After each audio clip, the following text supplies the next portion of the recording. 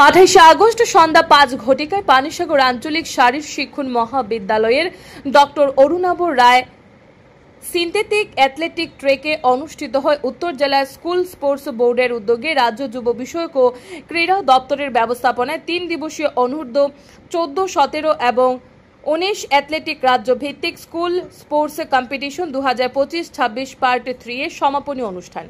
এতে উপস্থিত ছিলেন উত্তর জেলা যুব বিষয়ক ও ক্রীড়া দপ্তরের assistant director Bibhabasu Goswami, Panisagar sports স্কুলের প্রাক্তন প্রধান শিক্ষক দেবাশিস নাথ, পানিসাগর শারীর শিক্ষণ মহাবিদ্যালয়ের প্রিন্সিপাল ডক্টর দেবদুলাল বৈদ্য, শারীর শিক্ষণ মহাবিদ্যালয়ের associate professor doctor Joydeb Das সহ 3 দিবসীয় প্রতিযোগিতায় উপার্জিত অবজারভার এবং অফিসিয়ালেরা। প্রতিযোগিতাটির শুভ সূচনা হয়েছিল রাজ্য যুব বিষয়ক ও ক্রীড়া দপ্তরের মন্ত্রী টিঙ্কু রায়ের হাত ধরে। বিগত 26 আগস্ট 3 দিবসীয় স্কুল স্পোর্টসের প্রতিযোগিতায় অংশগ্রহণ করেছিলেন 8টি জেলা সহ ত্রিপুরা স্পোর্টস স্কুলের মোট 252 জন প্রতিযোগী ও প্রতিযোগিনীরা।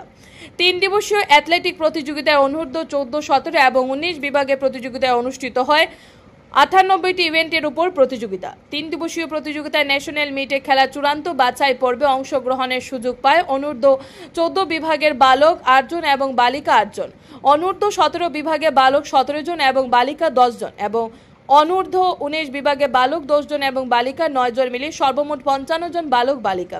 এতে সার্বিকভাবে চ্যাম্পিয়ন হয় ওয়েস্ট জেলা, দ্বিতীয় রানার্স হয় বাঁধারঘাট স্পোর্টস স্কুল এবং তৃতীয় রানার্স হয় উত্তর জেলা। বিজয়ীদের হাতে ট্রফি তুলে দিয়ে বিশেষ সম্মাননা প্রদর্শন করা হয়। ব্যুরো রিপোর্ট আর.ই. ধর্মনগর। আমরা পারফরম্যান্সটা রেকর্ড করেছি পরবর্তী সময়ে, যাতে স্টেট লেভেল যে আমাদের ক্যাম্প হবে সেই ক্যাম্পে যাতে তাদের পারফরম্যান্স যদি ভালো থাকে আমরা যাতে ন্যাশনালে তাদেরকে ডাকতে পারি। দু একটা জিনিস আমাদের যারা ম্যাচ পরিচালনা আমরা করেছেন, দু একটা জিনিস আমার চোখে পড়েছে, আমি দু একটা জিনিস আপনাদের সামনে বলছি। এবং খুবই প্রথম যে ব্যাপারটা, ইট is very negligence of team manager.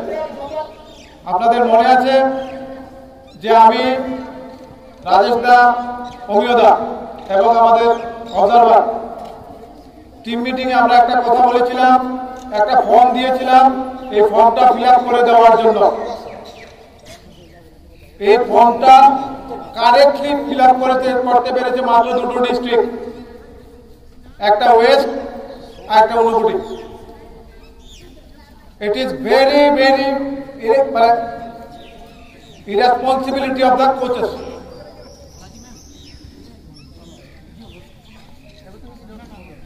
আপনারা পয়েন্টটা আপনারা নিশ্চয়ই নিজেরা পয়েন্ট ক্যারি করেছেন, নিজেরা পয়েন্ট রেকর্ড করেছেন। আপনার বাচ্চারা কত পয়েন্ট পেয়েছে যখন রেজাল্টটা বেরোবে আপনারা দেখবেন। দুঃখজনক ঘটনা, রিলেতে ফার্স্ট হয়ে নাম্বার পায়নি।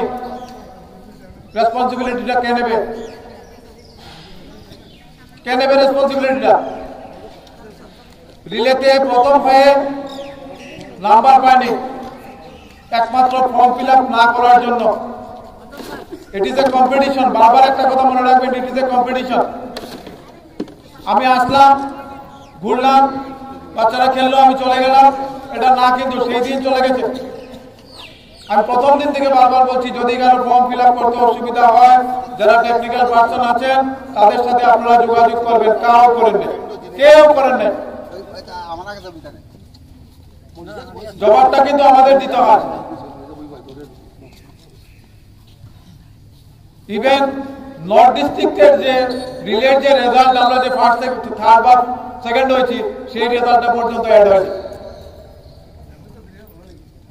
আমি তো আমার ডিস্ট্রিক্টের যারা টিম অফিসিয়াল আছেন আমি তো ছাড়বো না, এবং বাকি ডিস্ট্রিক্টকে আমরা এখান থেকে টেকনিক্যাল কমিটি যে রিপোর্ট দিয়েছে সেই অনুযায়ী আমরা সবাইকে, সব ডিস্ট্রিক্ট অফিসারকে জানিয়ে দেবো।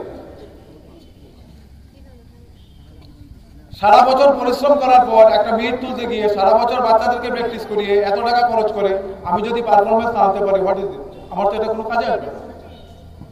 যাই হোক, শেষ সময় আমি আর খুব একটা বেশি কিছু বলছি না।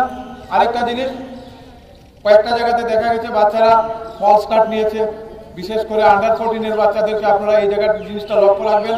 আন্ডার 14 এর বাচ্চা ফল স্টার্ট নিতে পারে, সে নতুন এসেছে, তাকে ভালোভাবে বুঝাবেন। আন্ডার 19 কিছু ফল স্টার্ট নিয়েছে, 17 ফল স্টার্ট নিয়েছে, এগুলা প্র্যাকটিসটা যেন ভালো হয়। কারণ যেসব বাচ্চারা ফল স্টার্ট নিয়েছে আমার কাছে খবর আছে যে বাচ্চাদের পারফরমেন্স ভালো, এই জিনিসটা লক্ষ্য রাখতে হবে যাতে ফল স্টার্টটা যেন না হয়।